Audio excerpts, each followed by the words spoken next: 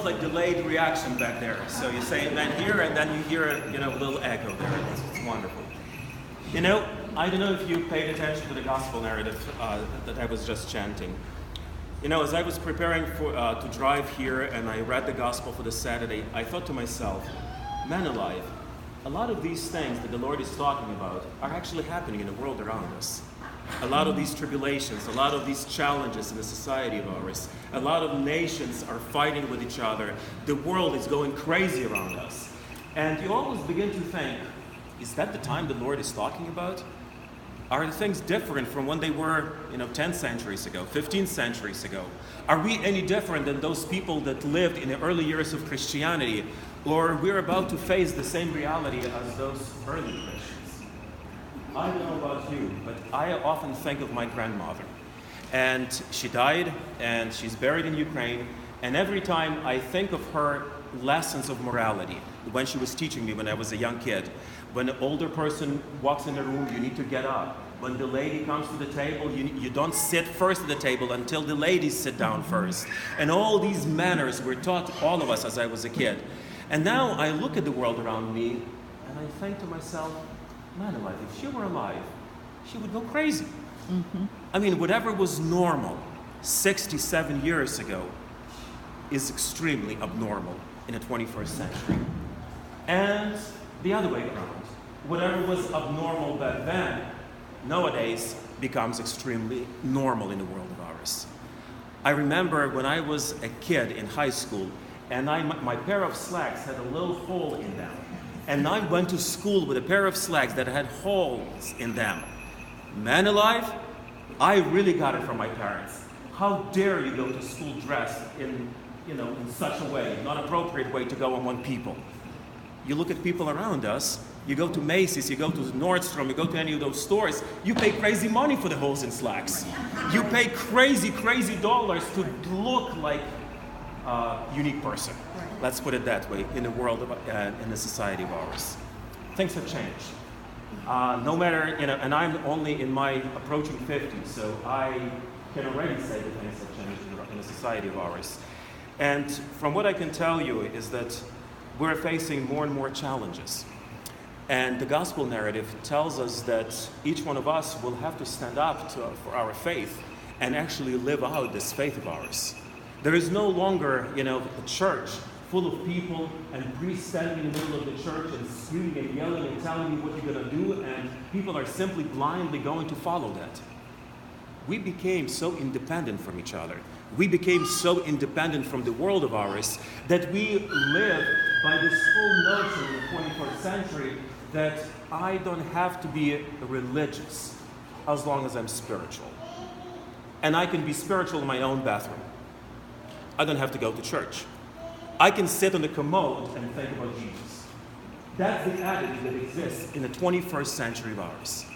And you begin to wonder what happened to the places like this church and other places around the world that are offering this constant message of hope, that are constantly have been built throughout centuries as beacons, as signs of something more sacred, something that calls us to perfection in our life.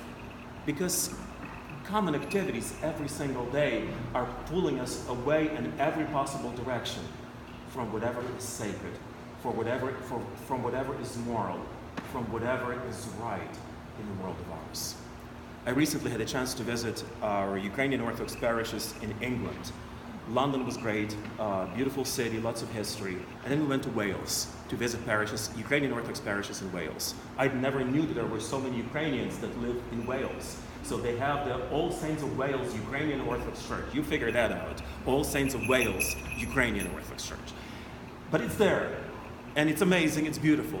But in those little towns, what shocked me, churches of the 11th, 10th century, imagine the history, 14th century, empty. Those churches have been converted into private homes. Those churches have been converted into businesses, into restaurants.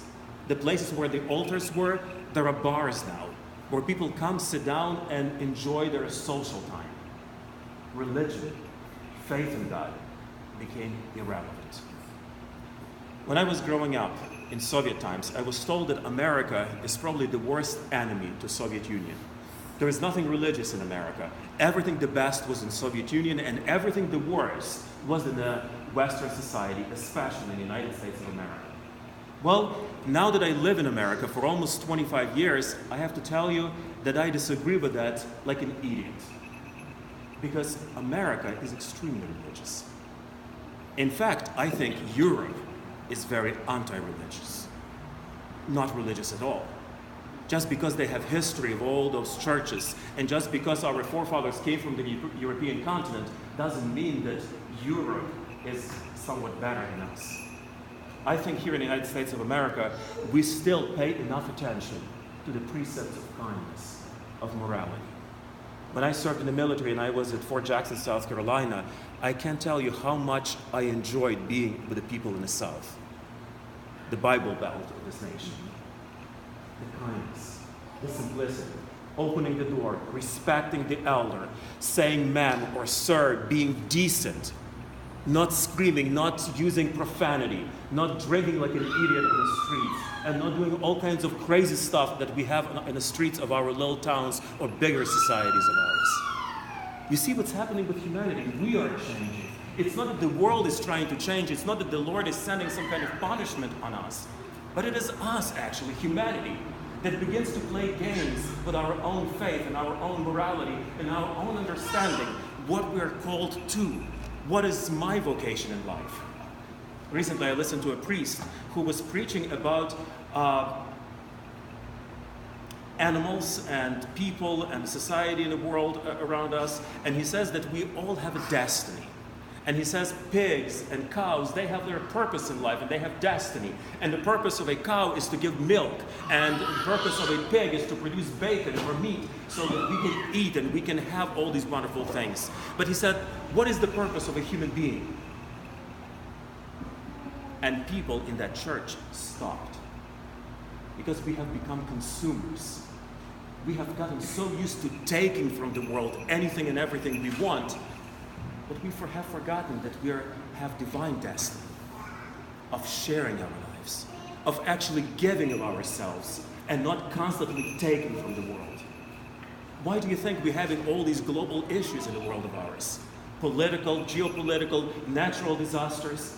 It's not because the world is simply changing in us, but it's because of us. We are changing. We are the ones that are destroying the basic precepts of who we are as children of God, as human beings. And I don't care whether you're Orthodox, Catholic, Protestant, Buddhist, doesn't matter. You're a child of God. You're created in His image and likeness. And our divine vocation is to care for the world around us, and for the humanity, and for the creation of God. Subdeacon, today you're going to be called to the brand new service in your life, a service of a deacon. It's a way of life and the way of service of actually submitting yourself totally in the service of others. It's actually humbling yourself to the extent that you're going to go and throw a challenge to the world of our society and say, I am willing to be different for the sake of Christ. I'm willing to serve. I'm willing to be full for Christ. I'm willing to be cool for Jesus. I'm willing to be so different in the society of ours that people will look at me and say, what's wrong with him? Why is he behaving the way he behaves? And maybe at that point, people will begin to question their own life and their own faith and their own way of existence in the world of ours. This past summer, when I was at the camp, I stayed at the hotel in Clarion, and in the evening I got back and I was hungry, and I figured, you know what, I'm just going to go to Applebee's. You know, those of you that go to camp, you know there is Applebee's in Clarion. So I figured I'll go to Applebee's. And I sat at Applebee's and I ordered some kind of sampler, whatever it was, and waiting for the food to be delivered. And there was a young lady that had walked in and a gentleman. And they sat across from me. The lady was dressed in a girl, beautiful dress, evening dress. You know, she was probably coming from some kind of party. Just amazing, amazing outfit. You could admire her for that outfit. And there was a guy with her. Typical jeans, holes in them, you know, baseball cap, you know, a t-shirt. They just didn't match. I mean, evening dress and that outfit, it just didn't go well. But they sat, and obviously it got my attention.